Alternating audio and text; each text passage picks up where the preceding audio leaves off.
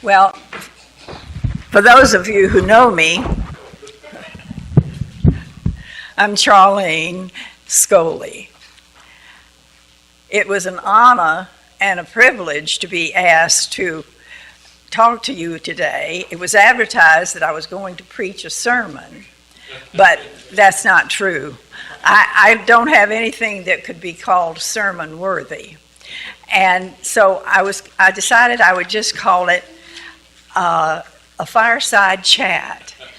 How many of you were alive in the 1930s? Not many. Not many. Well, that was the time that Franklin Roosevelt was the president of our country, and he would have fireside chats every so often. And I can still see my mother and daddy gathered by that radio that was in a wooden container that stood on the floor. And I would sit by them and wonder, what was this man talking about? I had no idea, but they thought it was very important. So some of what I say might be important, it may not. But anyway, I am honored to be here representing the women. The title that I gave to Bonnie was Words of Remembrance. It maybe should have been Remembrance of Words. But they're words that throughout my life have meant a great deal to me. One of the first signs that I remember was a little sign that my mother had put on the wall near her sewing machine. The room was like a little tiny walk-in closet. And on this sign were 3 words. And I used to look at them as I was growing up and wonder, what were they? What did they mean? And finally I learned about letters and how they made words. And I said to her, what do these words mean? And she said, well, they mean that prayer changes things. And those were the 3 words. And so I thought, well, they must be important to her. And so I grew up for many years as I changed my clothes in that little closet night and day, thinking about those words. Prayer changes things. And would you believe, the other day, we were driving home from the airport along Highway 60, and in the field by the road, there was a sign about maybe 4 feet by 8 feet that someone had painted by hand. It wasn't a large sign and it wasn't a commercial sign, but on that sign, surrounded by stars, they had painted stars all around it, were the words, prayer changes things. And I thought, that's a wonderful thing to put out on a busy road like that, where people are driving so fast and things happen so fast, and you might have had a bad day at work and you see that sign and you think, maybe I should think about that. Prayer changes things. So those were some of the first words that really I remember that influenced my life. And then the words, create in me a clean heart, O God. Apply my thoughts unto wisdom. These words were the words that we said as our benediction in our MYF meeting. I grew up going to church many times on Sunday. Sunday was a favorite day. We went in the morning to Sunday school. Then we went to the worship service. And when I grew up big enough, I could sing in the choir. And then in the evening, we went to MYF. And after that, we went to evening worship. And then if we were really fortunate, someone would have an afterglow. And afterglow was always fun because the boys always came. So the girls who went were really excited to do that. And it was a wonderful time. Those words quite often would come into my mind as I was growing up. And also the words, may the words of my mouth and the meditations of my heart be acceptable in thy sight, O Lord, my strength and my Redeemer. for some reason, they were words that I seemed to feel that if I thought about them enough, they might happen. And as I grew up then and finished high school, I was fortunate enough to go to college in the town that I lived in. The town was Valdosta, Georgia, and we have visitors here from Georgia today, and we're so happy that you're here. And you probably know that Valdosta well, at that time in the 40s, it was a small town. Today, it's quite a large town, but it was a wonderful town to grow up in. And as I grew up and went to college there, I decided that I would be a school teacher. That was about the only thing that you could be most of the time, that or a nurse, and I didn't think I could do nursing, so I became a school teacher. And I got a job in a small town close by called Moultrie, Georgia. And I didn't know at the time, but that was going to be quite a year in my life. It would be my only year of teaching school, because I seemed one night at a basketball game, I looked over and I thought, oh, who is that? My goodness. And I didn't know who it was, but I was going to find out. And I had 5 roommates who were also school teachers, and we all had the same thing in mind. And they had all seen him at the basketball game too. And well, that's all we could talk about for about 2 days. And then 2 days later, I see him shaking his head over there. 2 days later, he appeared in my school room door. I was an English teacher, and he had come to the, I'm not going to tell you all of that, but he was at the PTA meeting, and we met. And that was on the 17th of February. On the 18th of February, next month, it'll be 70 years that meeting took place.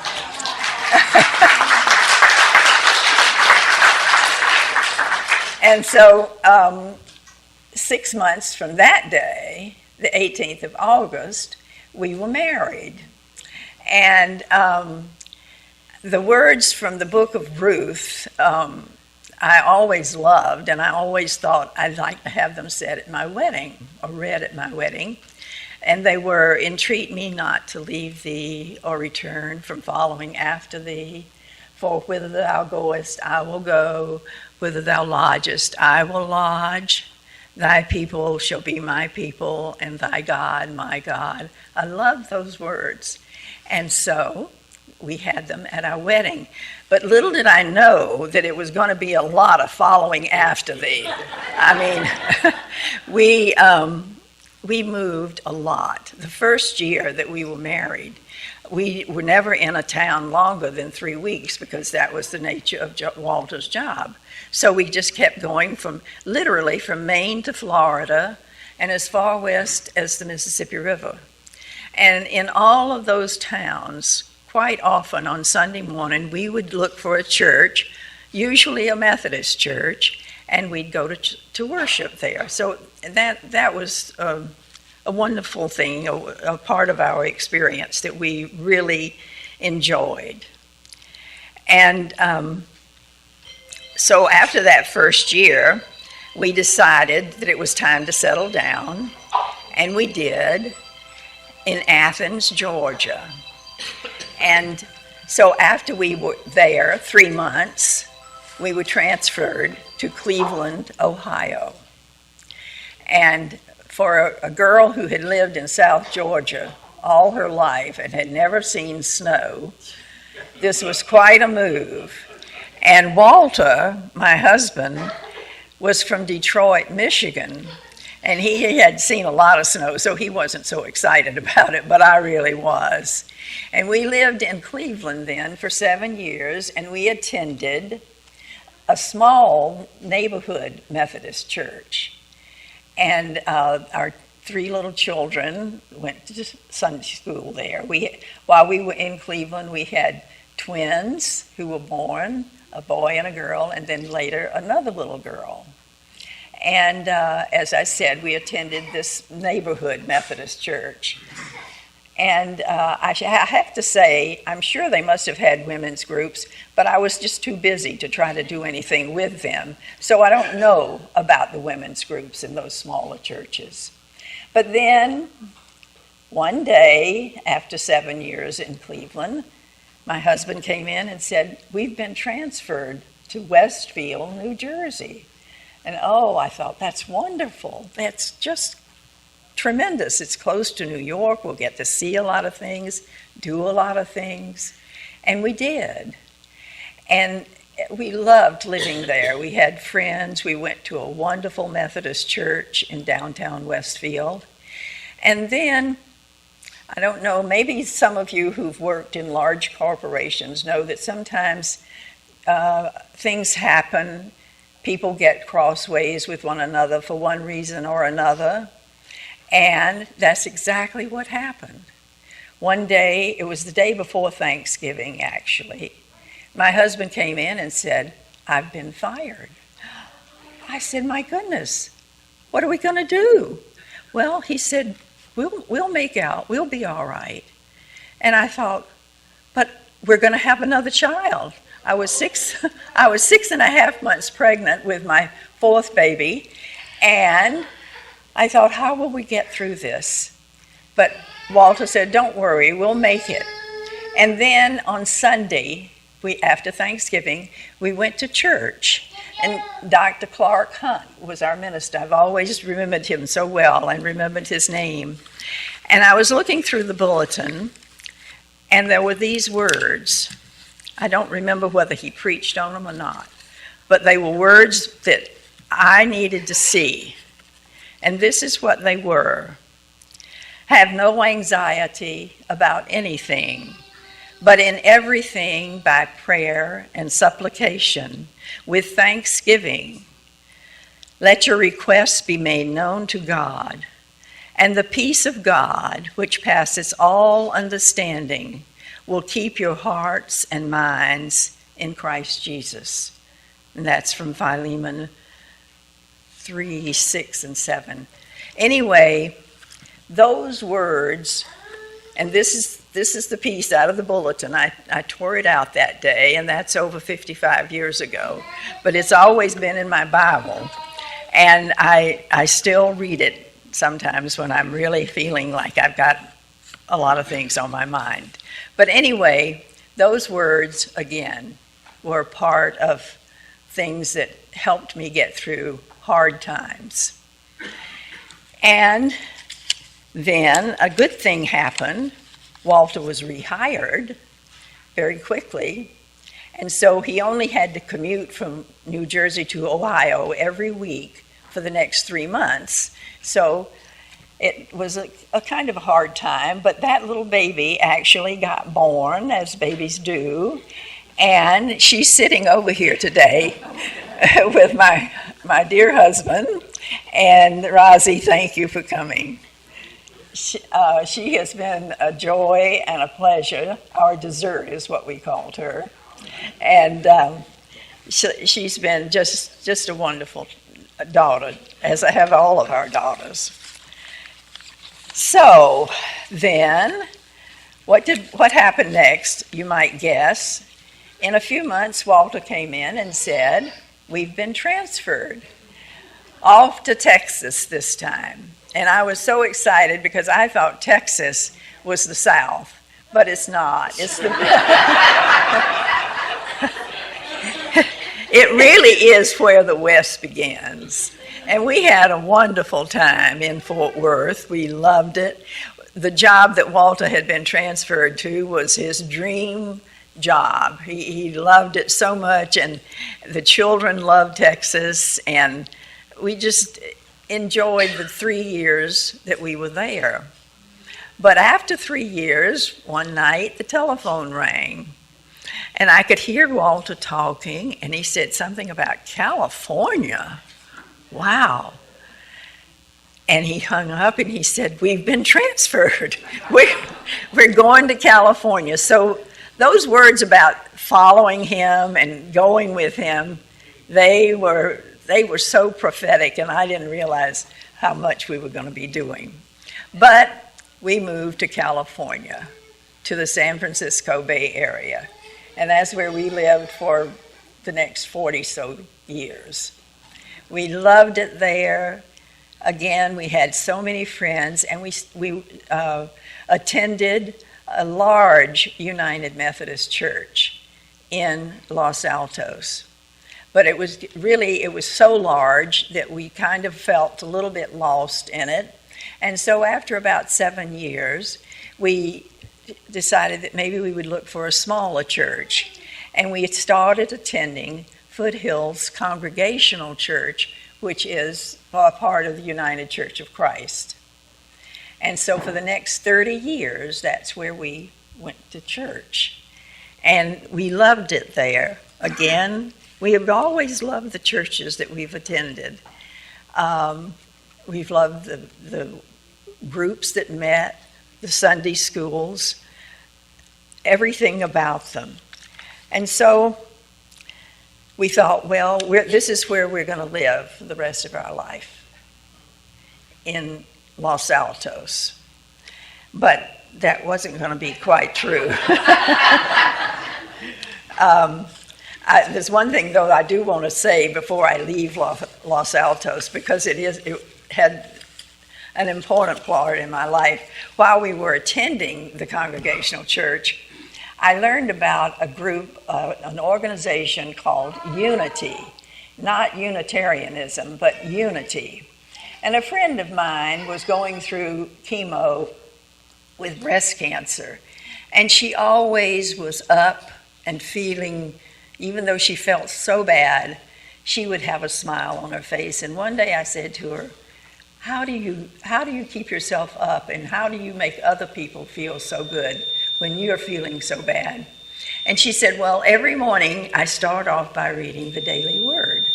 Well, Daily Word, as some of you may know, is like our upper room. They're comparable. The focus is maybe a little different, but they do help.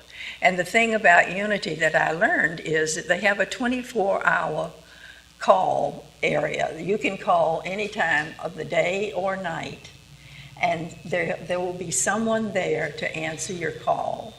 And you can pray about anything, any problem that you might have or anything that someone else might have, and you will have someone who can pray with you. I don't know how they train the people, but they are very responsive to it, whatever problem you have. And so, as I said, we weren't quite done moving.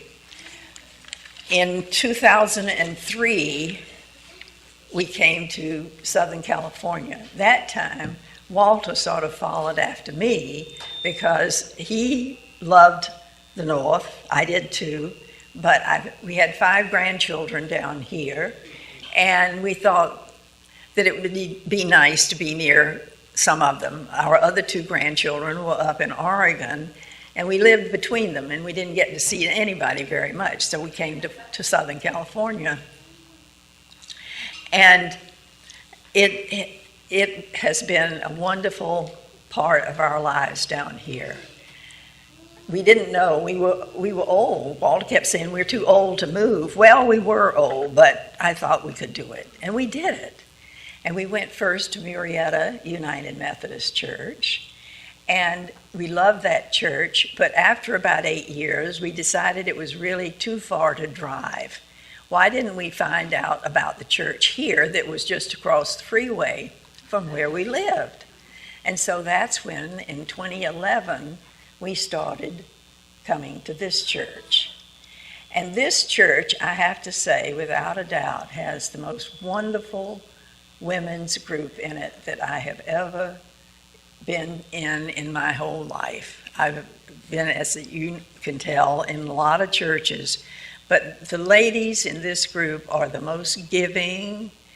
They are so loving. They will take on any task, from rummage sale to receptions to anything. They are not afraid to take it on, and they do. And somehow I think the Lord is the one that gives them the strength to do it, because there are not any young ladies particularly in that church, as you can tell, in that group. Anyway, just as one thing that this year they've done, besides their paying of their commitment, what do you know the exact amount we pay as the commitment to the district? $2,000 we pay each year to the district. And then this year, in November, at the November meeting, checks for $500 were given to 3 different communities. One to Oak Grove, it's like a school in Temecula for children who have difficulties, and then to the Boys and Girls Club, and then to Marietta Methodist, to the food cupboard. And so that, to me, it shows that there's sacrificial giving and love beyond measure in this women's group. That if you have thought that you might like to come, but you didn't know, maybe you didn't think that it was the place for you, it is the place for you. Come and you will enjoy it. You'll love the ladies that you meet. And we have wonderful programs. And I just hope that you will enjoy it when you come. I'm going to leave you with 2 more sayings or thoughts that I have had. This saying I first read when I was 16 years old. My mother took a magazine called The Ladies' Home Journal, and it would have these little snippets of things in it. And one day I read this, and I kept going back and reading it because I couldn't get it out of my mind. And this is how it was said. It was written by a man named Henri Frédéric Amiel, who was a Swiss philosopher in the 1800s. And this is what he wrote. Life is short, and we have never too much time to gladden the hearts of those who are traveling the journey with us. Oh, be swift to love, make haste to be kind. And I thought, what wonderful words to try to live by. I didn't always live by, I haven't always lived by them, but I know many people, some right here in this congregation, that have lived their lives that way. And then this last one is from actually the back of a calendar. I don't know if any of you are friends or fans of Susan Branch or not, but this I saw just the other day on the back of one of her 2020 calendars. It's just a few words. Go, be, love. The world has need of you. And the world does have need of us to go and be and love. If we follow what Jesus told us, to love one another, many of our problems would be solved in the world today. Thank you for letting me be your speaker. You've been a wonderful audience, and I thank you again.